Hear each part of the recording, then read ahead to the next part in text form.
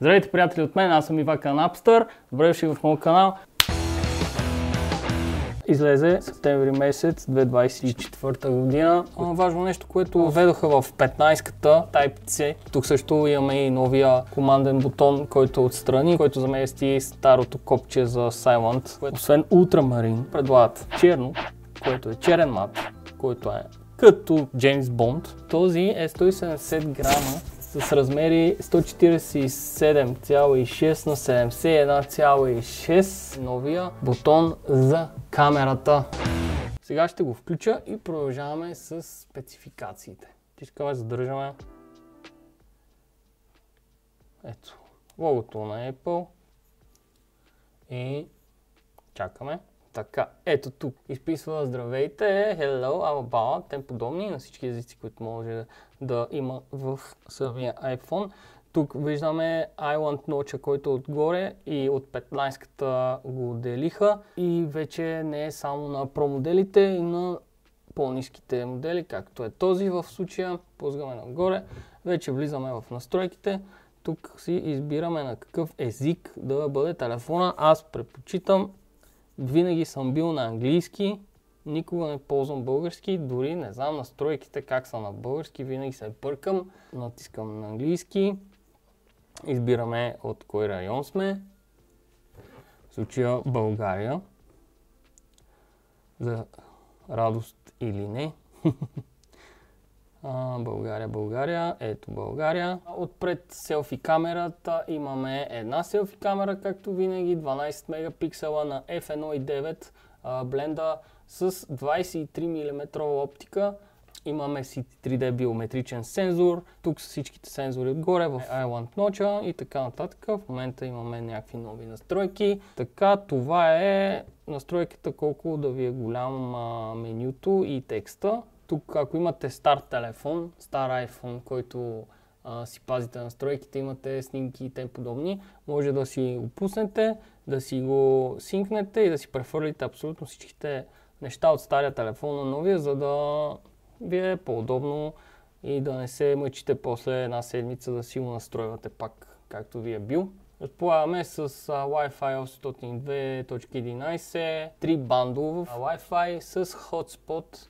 Имате Bluetooth 5.3. Тук можем да си изберем настройките за клавиатурата. Дали искаме да си добавим друга клавиатура с друг език или само тези, които са ни сложени като по дефолт. Може да махаме, може да преместваме което искаме, където искаме. Ако предпочитаме българския и пишем предимно на български, може да го сложим най-отгоре или обратно, както ви искате. Сега тук може да настроим Face ID-то.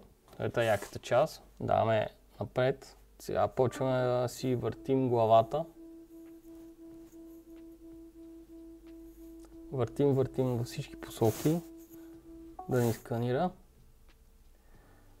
След това пише, това го въведаха след COVID-19, понеже всички бяха с маски, никой не му се отключи телефона с маска и беше много досадно и Apple пуснаха апдейт, който да може да си направиш Face ID-то с маска, за да може да си го отключваш, което е яко в принцип. Така, тук вече е мястото, в което ви пита дали имате нещо качено на Cloud и трябва да си въведете вече вашия профил в Apple и евентуално да ви се свали някаква информация от самия Cloud. Екосистемата на Apple е много добра и връзката от един на друг продукт на Apple е просто фантастична и става за секунди. Просто искам да ви покажа всяка една стъпка, за да видите колко е лесно всъщност. Направете този телефон, вашия нов телефон. Окей, даваме напред. Ето самия Action бутон, за който ви говорих.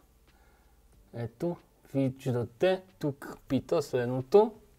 Че аз му си зумна всъщност. Тук ви пита какво искате да правите с този Action бутон. Можете да го настроите, може и да пропуснете. Да го настроим сега така и така правим някакъв дълбоко ревю на този iPhone. Ще го настроим. Защото не бързаме за никъде, все пак. А вие между другото може да се абонирате през това време.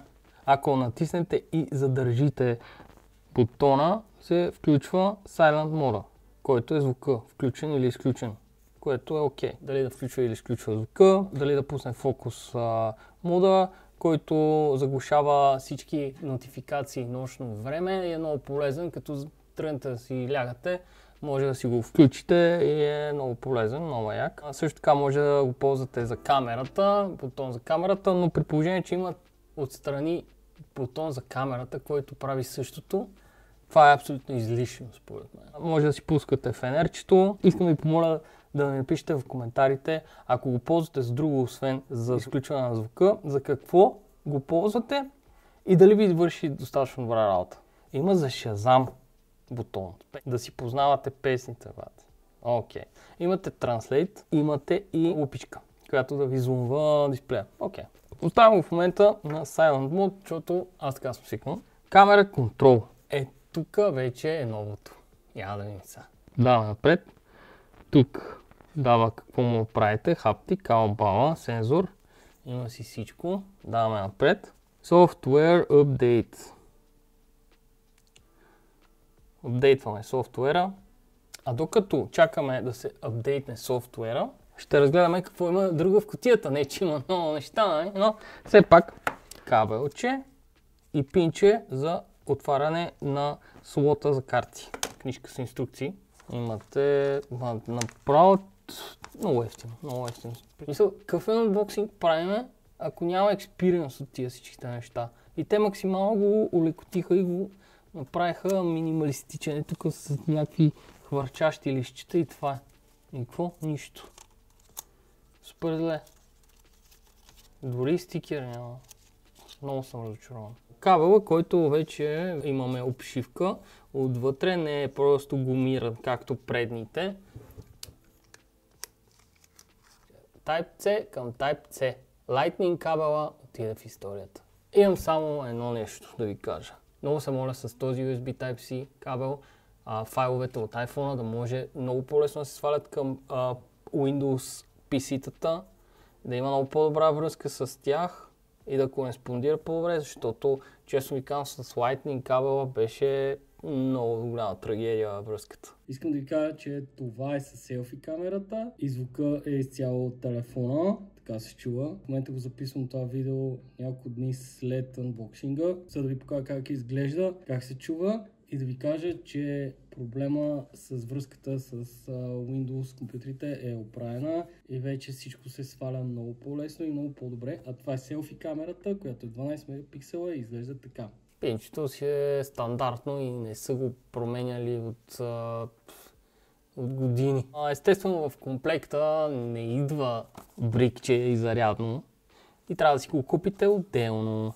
Това зарядно е оригинално на Apple, 20 ватово е, с USB Type-C към Type-C и е на стойност 50 лева. Отваря се по същия начин. Отстрани имате лепенчица. Издърпваме капака. Отваряме. Самото зарядно, както ви казах, USB Type-C към USB Type-C.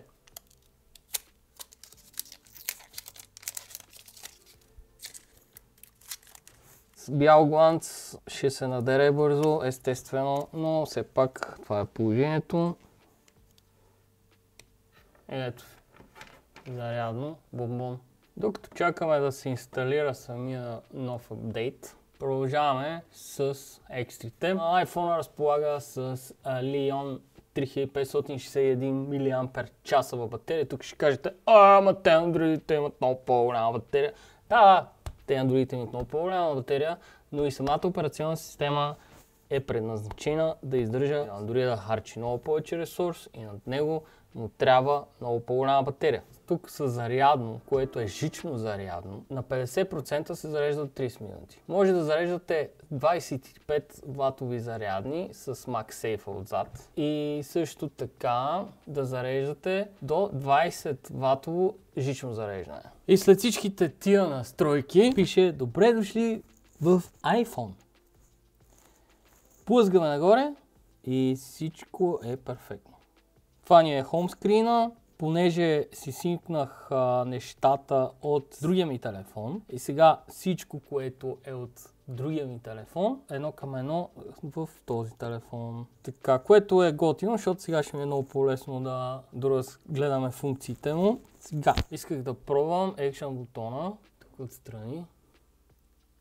I want ноча, който експандва се и показва функцията дали е активирана или не. В момента имаме иконка горе, че е включено Silent мода. В момента не е включен. Интересно ми е при заключен екран. Ето, примерно един проблем. Сега, не че при старото копче разбираш от екрана дали ти е включен Silent мода или изключен, но поне отстрани се виждаше.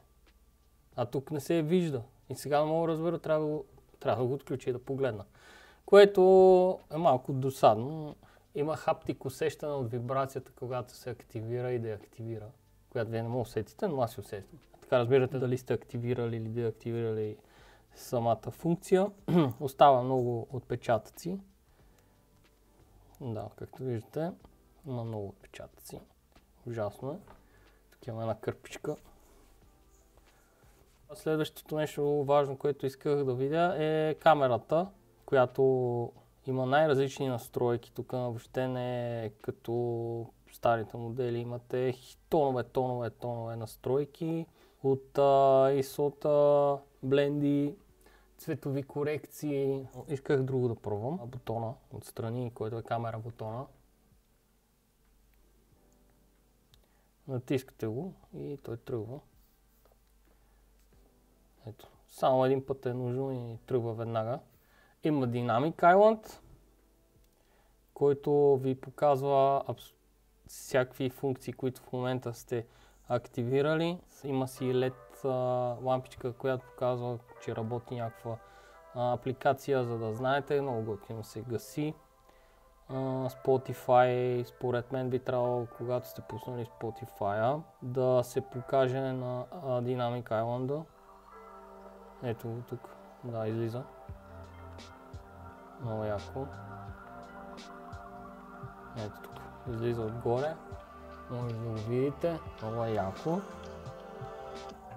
1000 нита максимална яркост и 1600 нита пикова яркост, 2000 нита пикова яркост на открито и 1 нит минимална яркост, което означава, че може да го притъмните до това положение, което едва се вижда, но всъщност се вижда. Пише, че има олеофобично покритие срещу отпечатъци. Това най-вероятно е това отзад, което е матираното, защото отпред има супер отпечатъци и не вярвам да е това покритието, така че това си има отзад. Ето тук съм си приготвил едно цветенце, което изкуствено и ще го снимаме, защото е яко.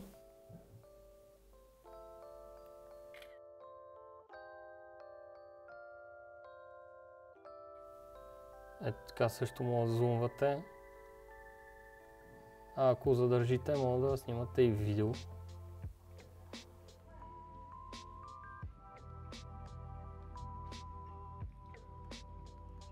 Малко е неудобен бутона за камерата, много е към средата. Не знам, може би ако го бяха направили по-вдясно, по-надолу, ще да е доста по-удобно. А това е задната камера, която е 48 мегапиксела с градения микрофон.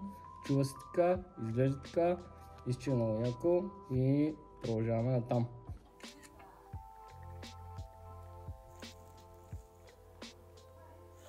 Качествено изображение. Вижте колко зумваме и окей. Доста качествено изображение. Ще ми харесва. Чето някакси изглежда много обемно, много яко. Доста качествена снимка, макар и на тази изкуствена светлина. Според мен на дневна светлина ще прави уникални снимки. Пише, че протектора на камерите е от сафирен кристал, което по принцип сафира го слагат на часовниците. Абсолютно не може да бъде надраскан по никакъв начин. Той е здрав като диамант. Сафирно стъкло ми е тук на Гармина. И мога ви кажа с моето използване, че не е мръднал, а аз не си пазя нещата много изобщо. И съм изключително доволен от това сафирано стъкло. Както ви казах, има и 128 гигабайта. Инвестирайте в 256 или в 512 гигабайта. Колкото повече, толкова по-добре. Това не е лаптоп или компютър, в който може да боднете и да си носите постоянно хард диска с вас в чантата и да всичко да е окей. Не, така е по-добре да си имате повече пространство и така.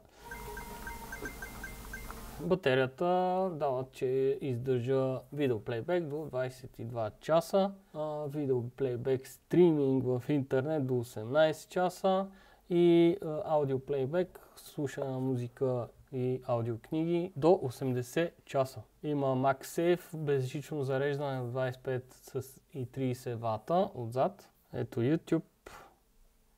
Може да се абонирате за канала, 670 абоната сме, може да станем 1000, само да се абонирате. Тук ще ви пусна това мое видео да ви покажа как изглежда.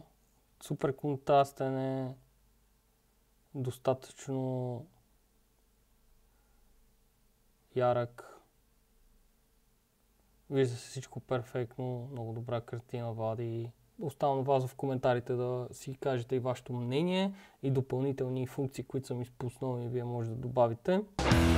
Това е всичко за това видео, приятели. Лайквайте, шервайте, subscribe. Това бих казал, че е много як телефон. Така че всеки фен на iPhone, ако искате да си го вземете и искате да апгрейдвате, най-добре е да го направите, ако имате по-стар.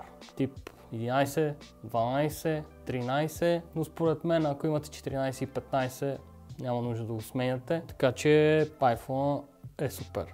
Този цвят е много як. Както би казал един наш велик български автор, Божинката, този новия телефон е като стария, само че нов. Subscribe, share, like. Чао!